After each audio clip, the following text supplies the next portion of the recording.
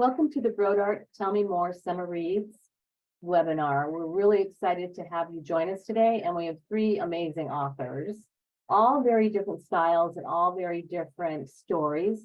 And we're from all over the country or the world, I would say. So very unusual that we're all in different spots as well. Our first author, Andrew Krivak, is going to be talking about his new book. It's Like the Appearance of Horses. It's the trilogy, the last of the Darden trilogy.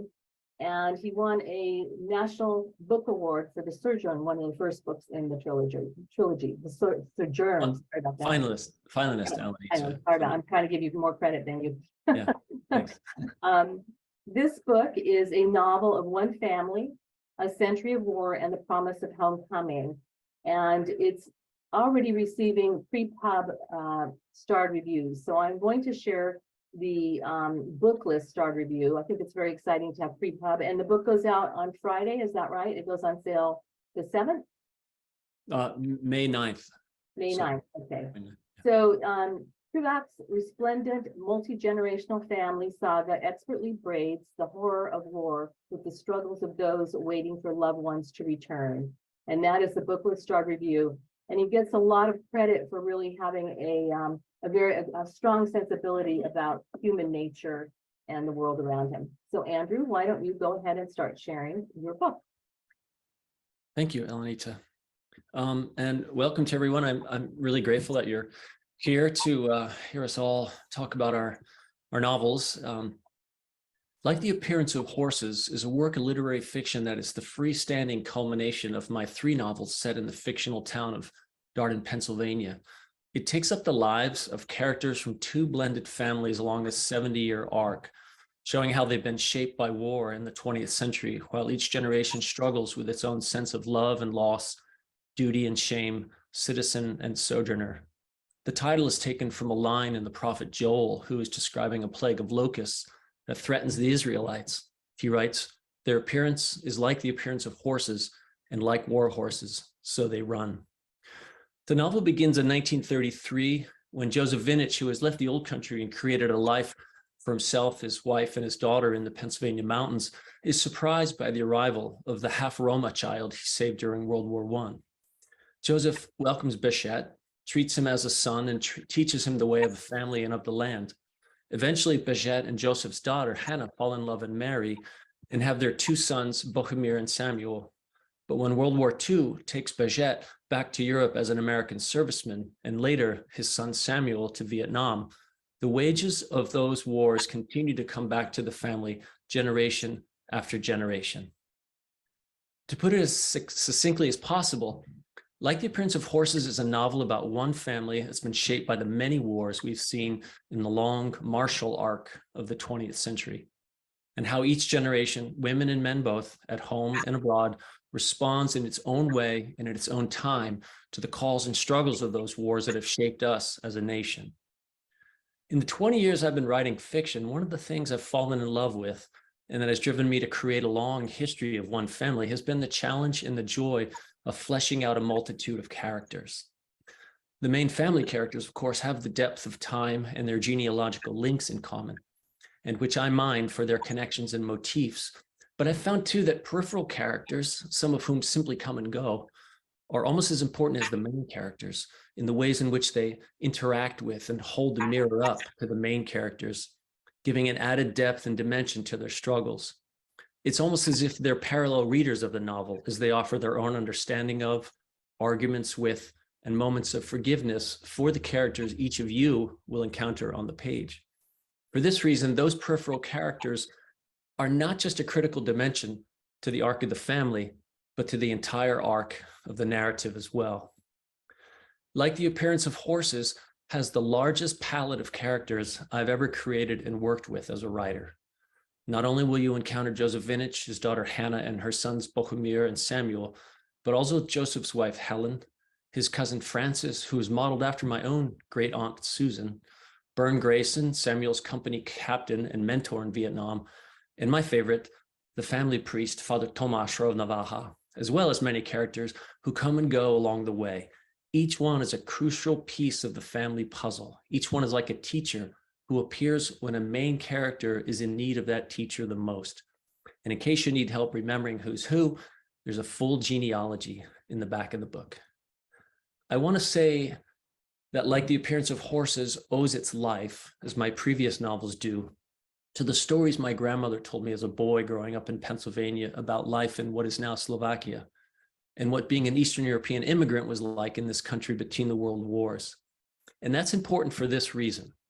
One thing I was always fascinated by when I used to sit and listen to my grandmother tell us stories is the realization that stories rarely move in a linear arc, especially when the storytelling is not a one-time event, but rather a ritual one returns to week after week, year after year. One night she'd tell a story from the past, another night expand on it by speaking about how it relates to the present. Then at lunch the next day, she would talk about one particular person from the previous day's story. And then during a holiday gathering, she'd fill in a gap that wasn't missing so much as just waiting to be filled in. Storytellers don't always get the story straight and in full the first time around, detail by orderly detail. And for this reason, Like the Appearance of Horses does not progress in a linear fashion. Rather, it moves back and forth in time, taking up the stories of different characters and their connection to the Vinich and Connar families in a way that allows for the surprise of revelation. Because I've learned from experience that that's how stories move when they're told to us. That's often how our memories of events move when they become the basis of stories. And that's how time works when it's inhabited by a character in the process of becoming. It's like the appearance of horses on a plane, not there 1 minute, there the next, then gone again. So I hope you find Like the Appearance of Horses a vast, breathtaking, mournful, and ultimately triumphant novel. In a word, I hope you'll find it beautiful from beginning to end, and in every revealing appearance of what it means to live in love, to fight and to survive, to give in to sacrifice, and to find peace in the end with each path that shapes each character's life. Thank you. Thank you, Andrew. Couple questions. When and how did you decide to write this book? Because it's a lot of history in it, a lot of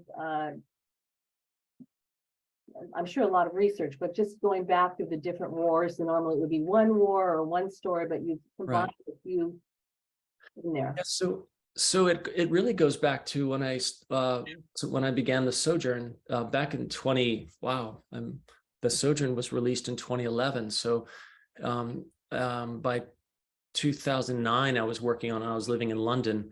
I did a lot of research at the Imperial War Museum in London. I used to travel to battlefields. I, would go to Italy and do research on the Isonzo and Gorizia, where Hemingway was. My mother used to joke that my grandfather took shots at Hemingway because my grandfather actually did fight on the Austrian side of the war as a Slovak conscript. And so when I sat down to write the Sojourn, I imagined a big stretch of a novel, like one that does in time what Like the Appearance of Horses does now. But as I started to write that novel, I started to cut it back so that it became this almost a performance of one night. The Sojourn just happens in one night. Joseph Vinich, you find out, is an old man who's speaking his coming of age about his time in the war as a young and growing up in the old country. It was Austria-Hungary at the time. But I kept all the stuff, and so the Signal Flame, my next novel, just takes place from April of 1972 to December of 1973, because we find out that Joseph was telling his story about war to his son to his grandson, because the other grandson is missing in action in Vietnam. And in Like the Appearance of Horses, it's not a spoiler. Samuel comes back. We find out what happened to him in Vietnam. And so it was really my chance of taking that big idea of the century of war and making it 3 separate performative pieces. And that's why it's really a freestanding trilogy. And I think as a boy, I was born in 1963, so I'm getting up there in age. During Vietnam, I used to think, oh, so my brother will go fight. And it's just what a boy does in America.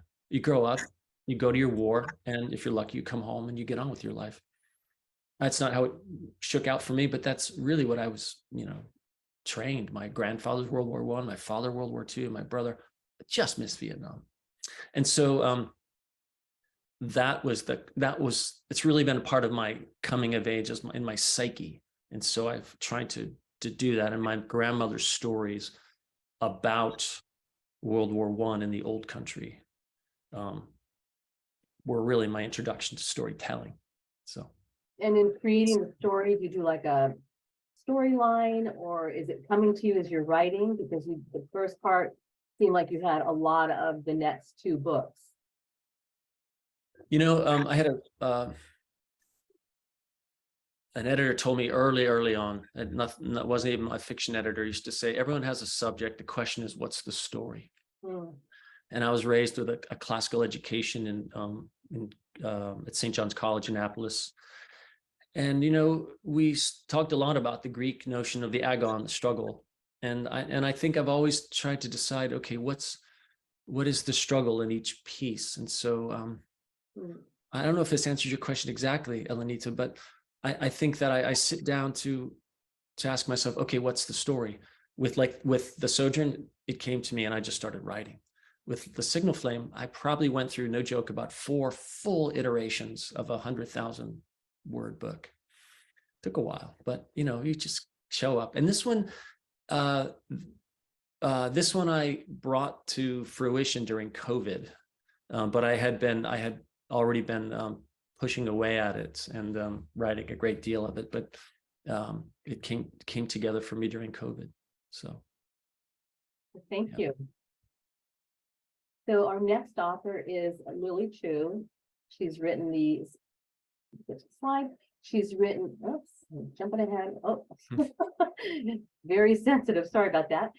She's written A Comeback Kid. It's a breezy read full of delicately handled, challenging topics ranging from biracial identity to generational pressure. It's a fantastic, engaging writing. Her writing is fantastic and engaging. It's sure to appeal to the same audience as Beach Read and Crazy Rich Asian. So, Lily, tell us about your new book. Hi, thank you again so much for having me here to talk about The Comeback. So The Comeback is my rom-com, and it is about an ambitious lawyer who falls in love with a Korean pop star, so a K-pop idol.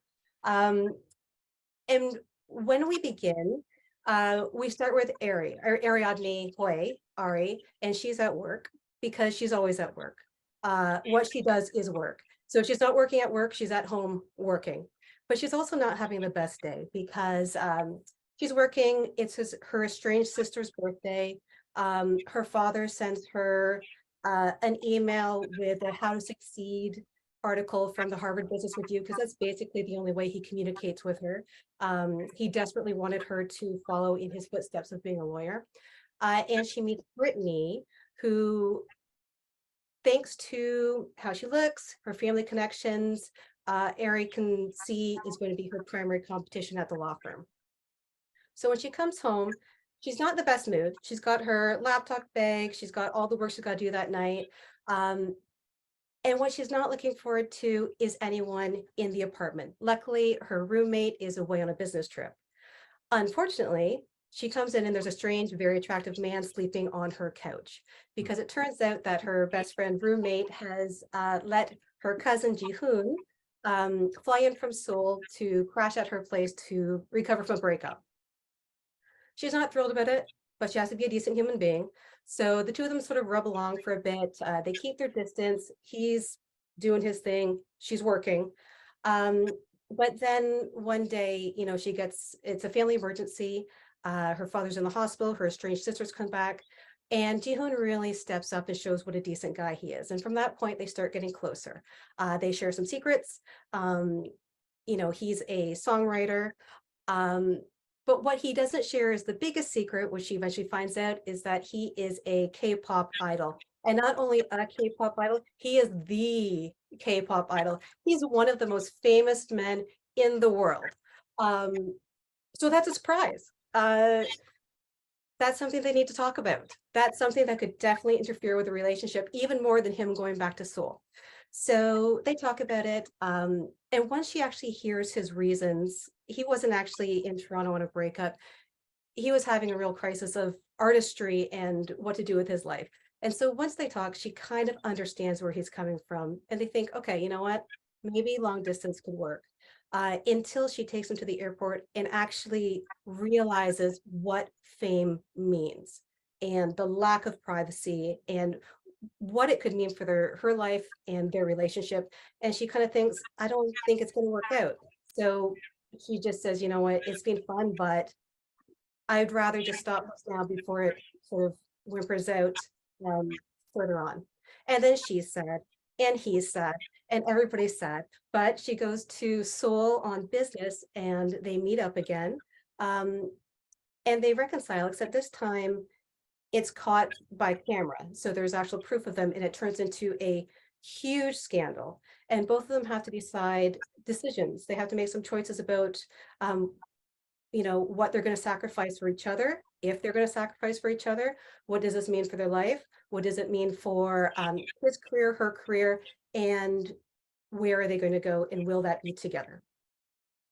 So it is a rom-com, so it's funny, it's light, it's hugely escapist and fun, as well as the romance story. It does cover, as you mentioned, questions about diversity in the workplace, sibling estrangement, external expectations and how we cope with them. So on Ari's side, it's her father. On Ji-hoon's side, it's questions about how are you, is the work he's putting out as an artist, is it really good, or is it because he has a fan base? So he's struggling with what it means to be an artist, what it means to meet expectations of your fans if you want to do something else.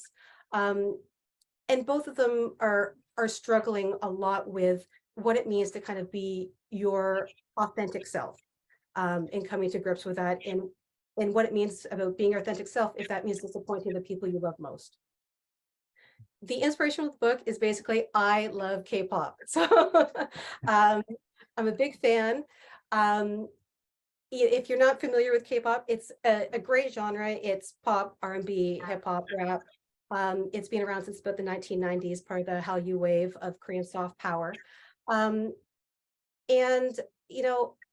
I'd been dying to kind of read a book about an idol falling in love. But there are there are quite a few in the YA sphere, but not so much in the adult area. So this was very much a write the book you want to read situation. And the idea came to me for Ari when I realized, as I was coming into K-pop, there's a bit of a learning curve. There's etiquette, there's vocabulary, there's the songs, there's the bands, there's fandom names, there's fandom chants, there's all this information to learn that I had no idea about.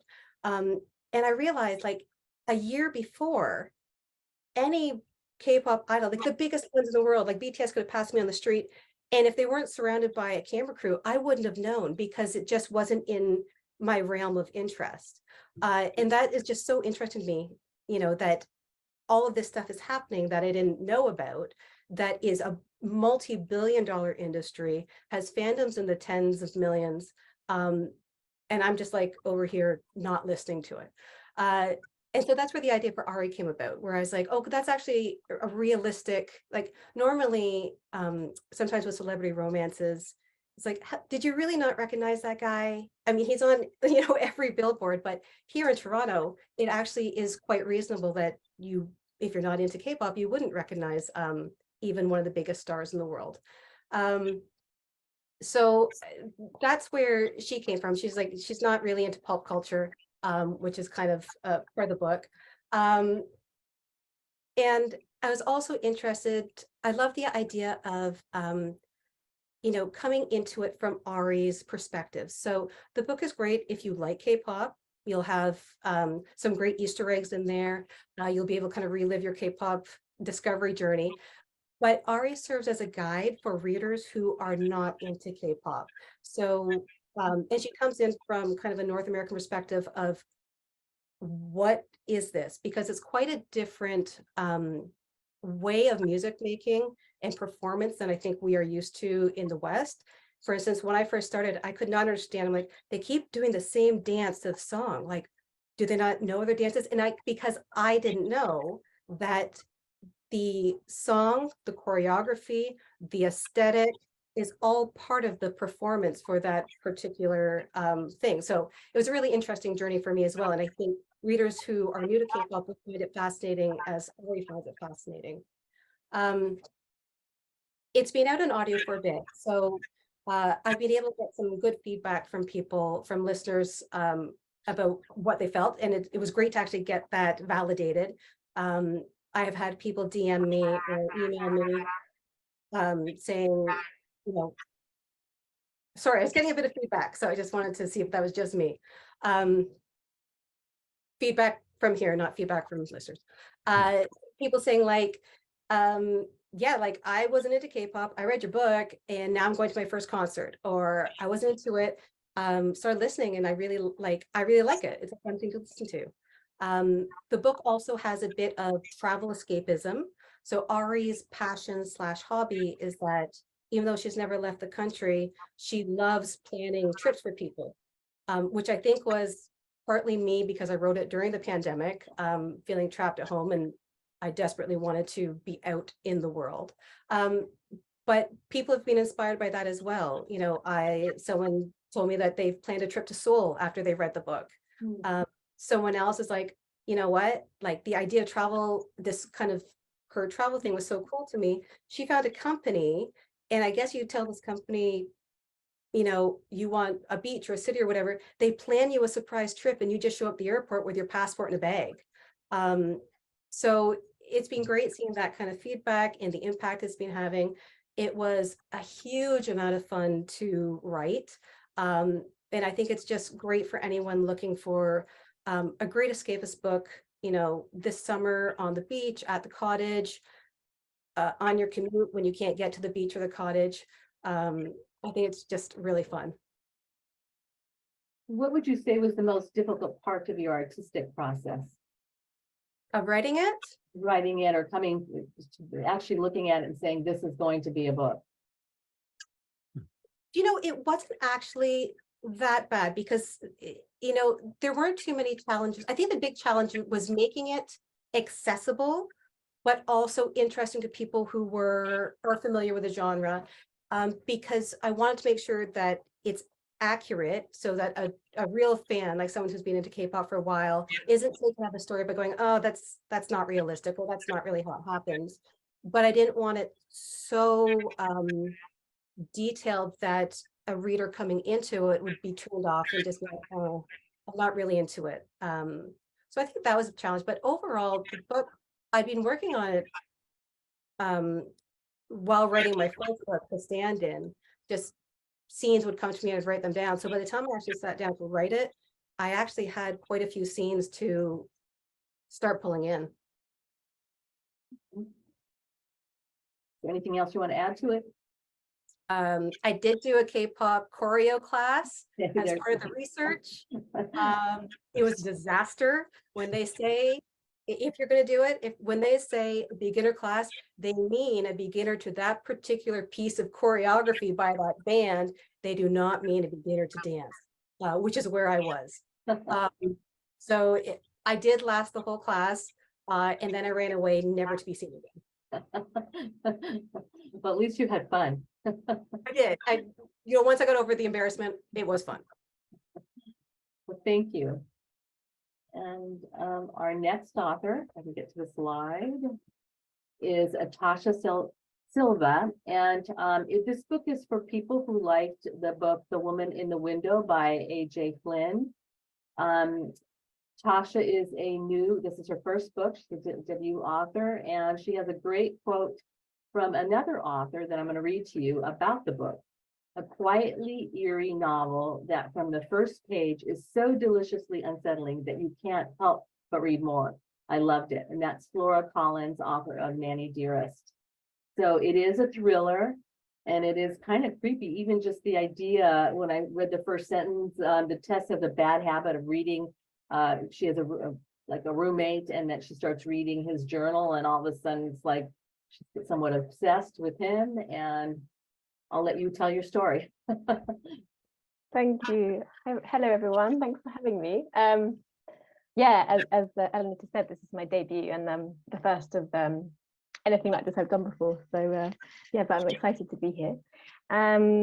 Yeah, I mean, the idea for this story really sprung from staying in quite a few Airbnbs around Europe, which I feel, I mean, I'm pretty sure it's spread across the world, so it's a fairly universal experience for many people, but which only kind of came into fruition in the world a few years back. And I just thought, it's actually quite odd because we go and stay in a stranger's home, or as the host, we open our home to strangers. Yeah, which is just quite an interesting setup. And yeah, that was the seed really. And it's set in London in contemporary times during a pretty hot summer, which the idea is anyway to feed into the pressure and atmosphere of the story. Yeah, it's a psychological thriller that I hope will keep the reader guessing through its turns and curves and plot. Yeah, and I kind of one of the kind of catchphrases or focuses really is careful what you look for, careful what you find, particularly what you find, for Tess, who's the protagonist. And she goes looking for trouble. A few months previously, her sister, Rosie, was found dead in a London park shortly after dawn. And she had a head injury that ruptured an aneurysm in her brain. But beyond that, there is no further detail or truth. And the police investigation has uncovered very little, which obviously Tess finds incredibly difficult and frustrating. And so mystery surrounds her sister's death, and Tess is determined to find out what really happened. Within her grief, as a strange way to feel closer to Rosie, she follows an urge to go out at night into deserted parks, walk down empty streets, linger in dangerous areas of London, trying to tempt fate. And also to kind of try and understand what could have happened to her sister. And then she's forced to kind of B&B or let out Rosie's old room to pay the bills. And so she invites strangers into her home. And while they're out and about in London, she discovers a new distraction, which is their possessions. And she follows another urge to look through her guests' things, to kind of satisfy a curiosity that she can't really explain to herself, but she just wants to have a little look. Yeah, and the kind of, I guess, these kind of forbidden glimpses into their lives, and also the chance of being caught, obviously, if they came back when she was in their room, a kind of a momentary thrill for Tess. One of the only things you can feel through quite a numbing pain of loss for her sister. Yeah, and she also kind of is working into this idea that everyone has their secrets and everyone has something to hide, big and small. So yeah, she welcomes a new guest called Aaron, and of course she looks through his stuff and she finds his diary and she starts reading it, and the entries are all about an unnamed woman addressed to you. So yeah, he talks about her in the second person, and Tess is instantly intrigued and can't stop reading.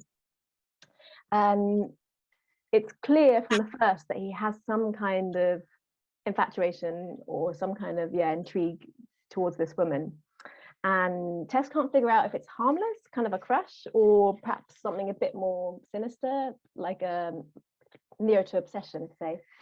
And she also notices similarities in the entries to herself. So yeah, some of the details about the woman could be her, but it's all quite ambiguous. And yeah, Aaron, as a person, as a character, is quite inscrutable. He's also very handsome, and yeah, Tess can't figure him out, and she watches him closely for any clues while he's in the flat. And she also likes to watch people in the windows across the road. Yeah, I mean, all of this is kind of a way to cling on to something while she's still trying to sort of left flailing around, not knowing what happened to her sister.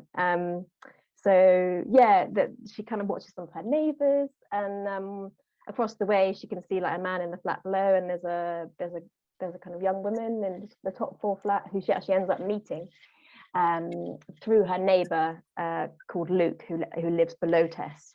And so yeah, she meets this woman called Ivy. But also it's a bit strange because Luke and Ivy seem to be in a kind of relationship, yet Luke is quite dogged in his pursuit of Tess, and seems to really like her, but Tess isn't interested. So yeah, and Tess keeps reading Aaron's diary, and the entries take a bit of a darker tone as time goes by, and she's unsure of his intentions. And in one entry, he seems to describe following this woman to her front door, but yeah, it's still quite ambiguous. And so Tess starts to sort of wonder, and should she be worried, either for herself or for this other woman? And she's also, this also triggers in her a kind of protective instinct because of what happened to her sister.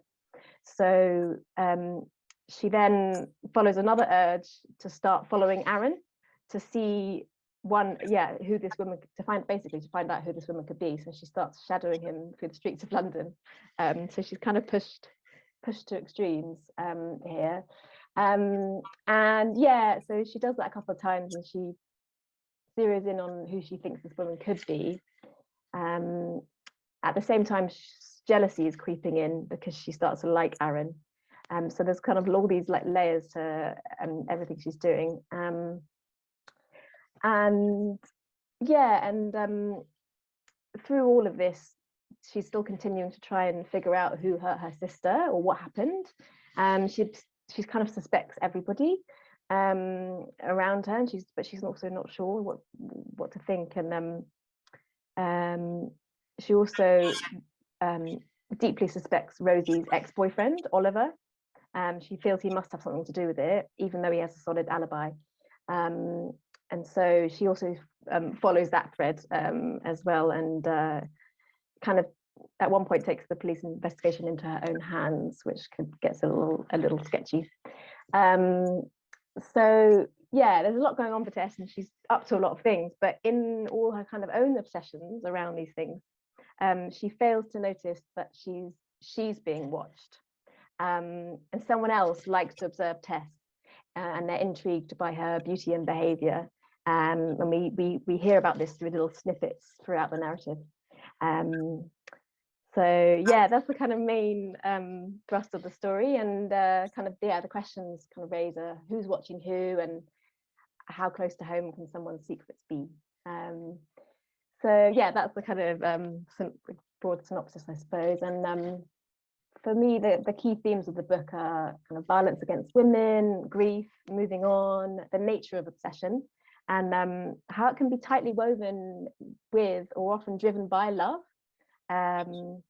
which I think is quite an interesting kind of element of obsession.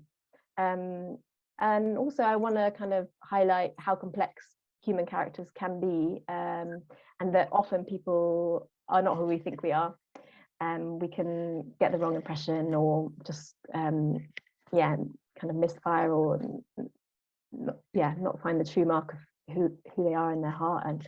And also one of the things for me in this book is to challenge expectations and what's normal behavior, and particularly for women.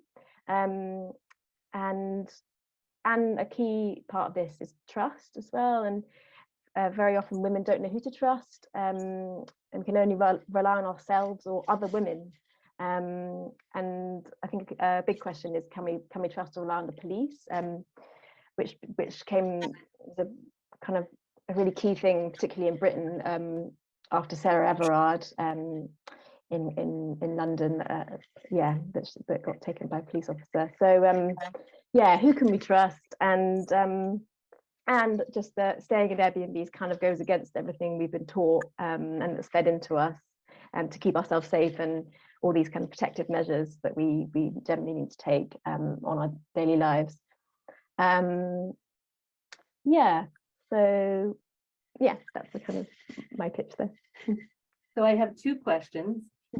First, are any of the characters based on real life or a combination of people? That's the first question.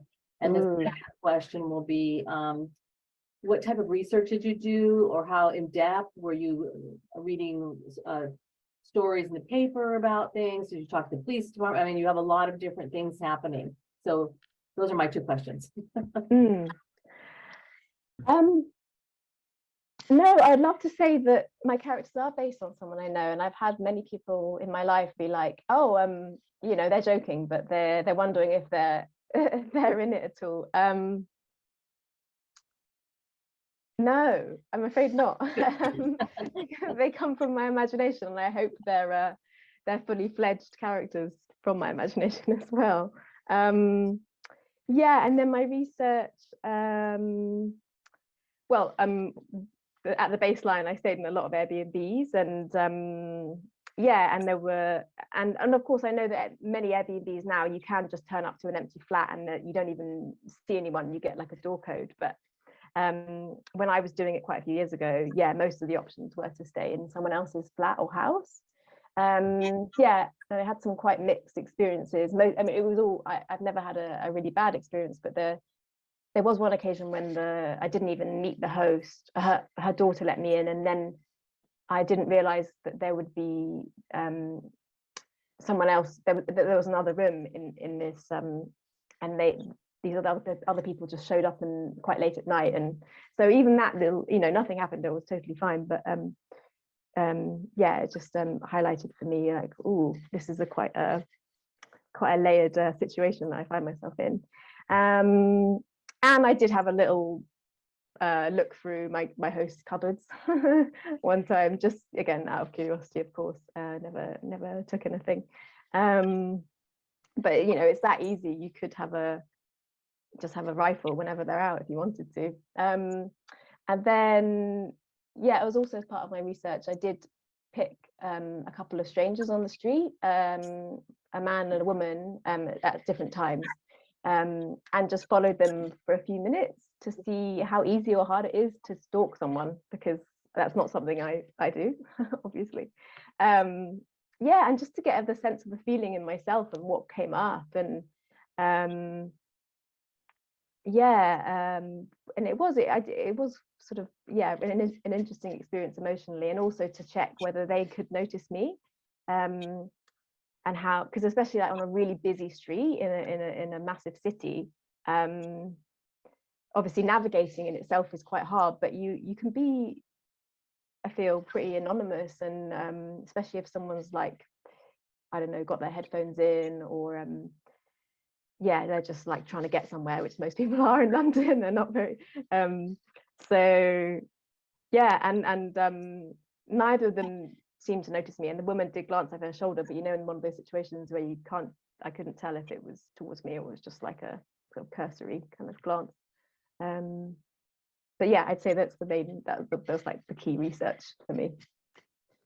All right, well, thank you. I don't see any questions from our attendees. Would any of you like to add anything or ask each other questions? Okay, I think we're done. So thank you very much. And we want to thank our sponsors, Bellevue Press, Source Books, and Henry Holt. And these books are available through Brodart. Sorry, I like lost my train of thought.